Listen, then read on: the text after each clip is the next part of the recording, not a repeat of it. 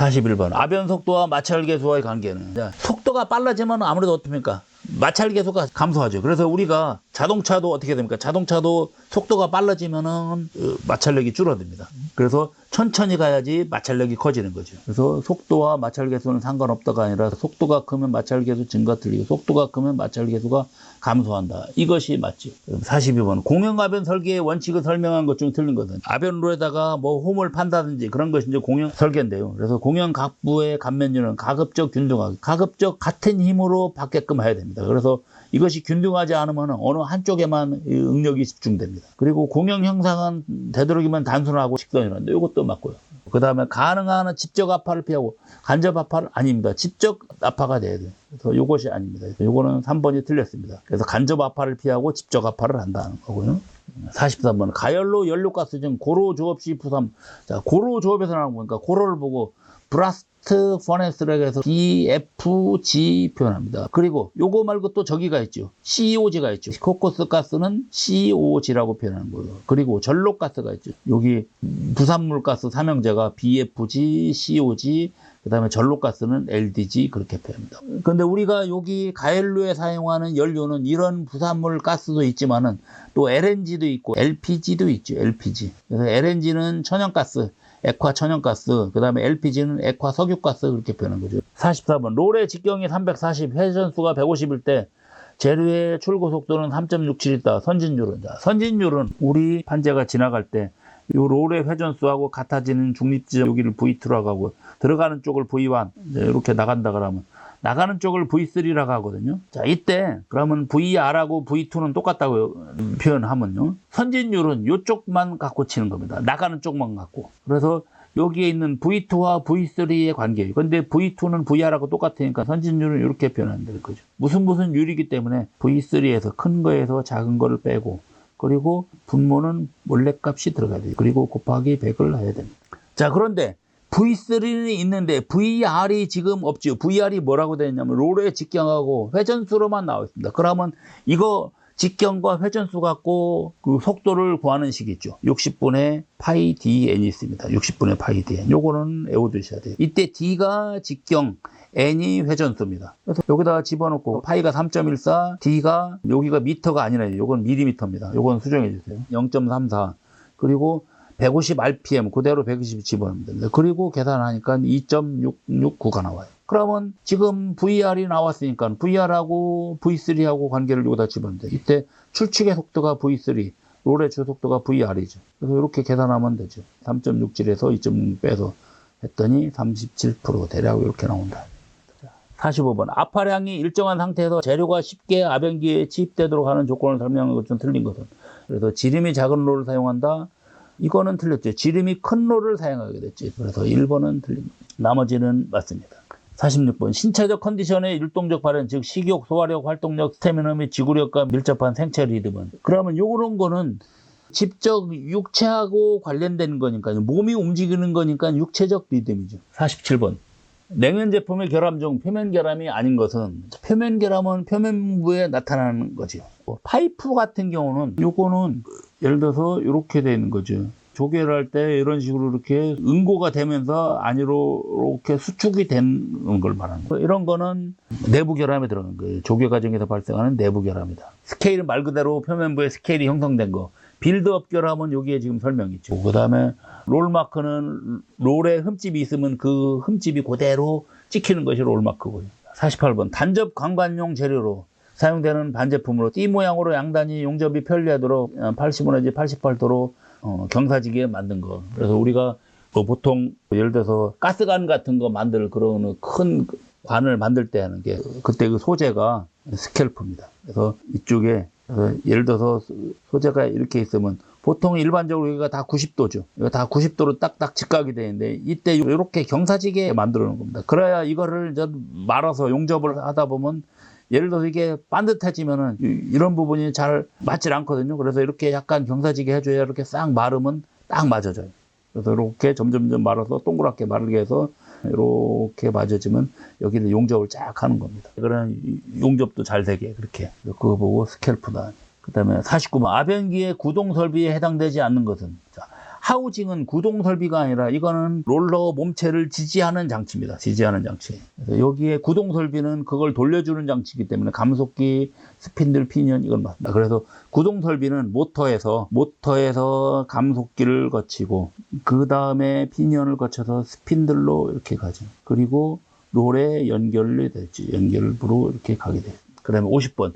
입측판의 두께가 20mm, 출측판의 두께가 12mm, 그리고 아변 압력이 2,500톤. 그때 밀 상수가 500톤이다. 그러면 롤 간격은 얼마인가? 단 기타 사항은 무시한다. 자, 그러면 우리가 롤 간격을 계산해야 하는데 이때 입측판의 두께는 20mm인데요. 출측판의 두께가 12mm로 되어 있습니다. 이렇게 아변을 하다 보면 이 소재가 들어가는 힘 때문에 이것이 벌어지거든요. 그래서 이 출측판에 예를 들어서 여기를 12mm로 맞췄다 그래요. 지금처럼 두께가 여기가 12mm로 맞췄으면요. 실제 나오는 거 보면 이게 벌어졌기 때문에 12mm보다 더 크게 나와요. 그러면 그거를 고려해 갖고선 더 작게 해줘야 되는 거죠.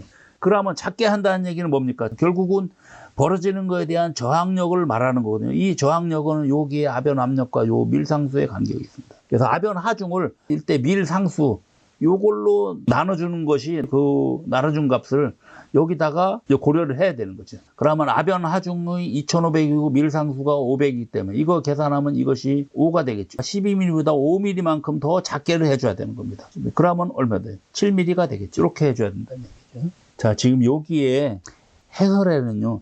입측판 두께 빼기 압파량이 있거든요. 결국은 이겁니다. 입측판의 두께가 20이고 그 다음에 압파량은 뭡니까? 요 입측판하고 출측판의 두께 차이죠. 그러면 20에서 12를 뺀 거기 때문에 8이죠. 이거를 8 빼는 거니까 결국은 12mm니까 결국은 이거하고 똑같은 얘기예요. 그래서 저는 지금 이렇게만 계산했죠. 요거 갖고 출측판 두께 갖고 이렇게 해도 됩니다. 요 출측판의 두께가 결국은 입측판 두께 빼기 압파량이에요. 우리가 여기에는 지금 압파량이 주어진 게 아니라 출측판의 두께가 주어졌기 때문에 압파량을 굳이 계산해서 안 하고 그냥 출측판 두께만 갖고 계산해도 된다는 얘기입니다. 51번. 열간압변의 공정을 순서대로 옳게 하면 제가 아까 이거 가열로에서 나오면 조합변을 하고 사상압변을 한다 했죠. 사상압변이 끝나고 나면 그 다음에는 냉각을 해서 그리고 코일로 권치를 가게 됩니다. 냉각 권치가 돼요. 그래서 2번이 되겠죠. 52번. 압파 설정과 롤 크라운의 부적절로 인해 아변판의 가장자리가 가운데보다 많이 늘어나서 굴곡지는 때.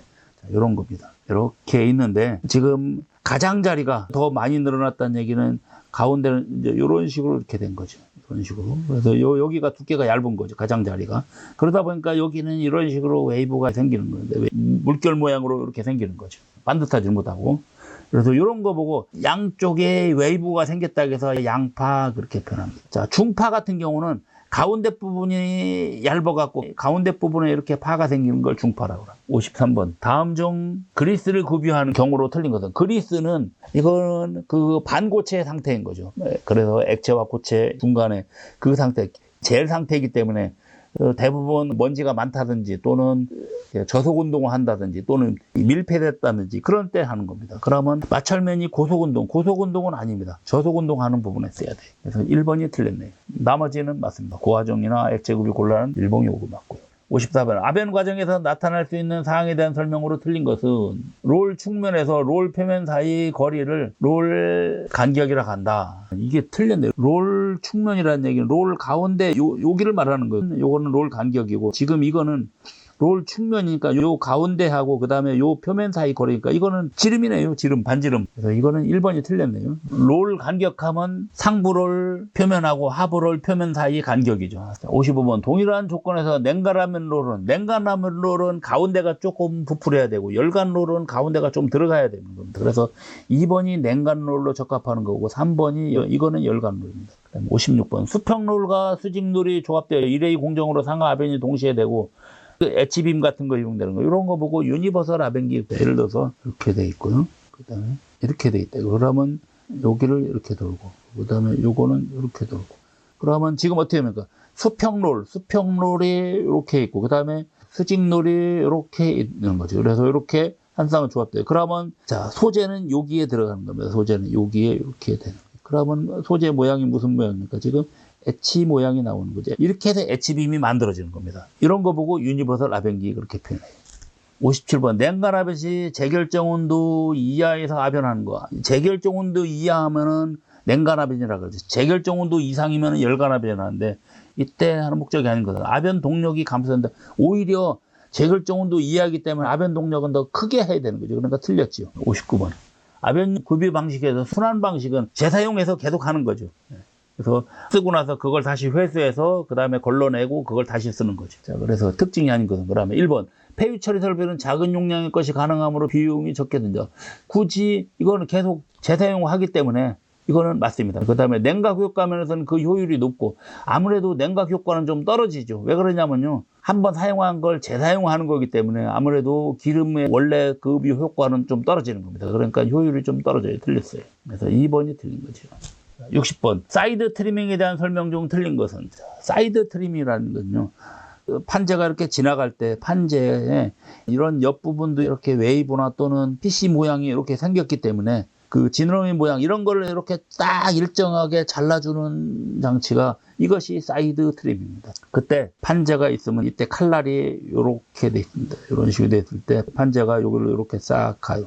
그러면 요것이 이렇게 겹쳐질 때 요 판재가 요만큼 이렇게 딱 잘라지는 거죠. 그러면 판재가 이렇게 들어가서 잘라지는 거죠. 자, 이때 오버랩은 요거 겹치는 걸 오버랩이고 그 다음에 클리어런스는 초기에 이렇게 칼날이 있을 때 요 거리를 클리어런스 이렇게 표현합니다. 그러면 지금 틀린 것이 3번입니다. 판 두께가 커지면 어떻게 됩니까? 예를 들어 여기 들어오는 소재 자체가 두꺼워지면 어떻게 돼요? 그럼 여기를 자르려고 그러면 어떻게 됩니까? 이때 이것이 더 위로 올라와야 되니까 그러면 클리어런스가 길이가 더 길어지죠. 그러면 줄여야 하는 것이 아니라 길게 해야 되죠. 판 두께가 커지면 한다. 그리고 오버랩 양을 줄이는 것이 바로 요 겹쳐진 양이 너무 많으면 이거가 잘 안 잘라지니까 겹쳐지는 양은 굳이 너무 많이 안 해도 된다는 얘기입니다. 그래서 단지 클리어런스, 그래서 요 거리를 길게 해야 된다는 겁니다. 끝났네요. 자, 이상 마치겠습니다.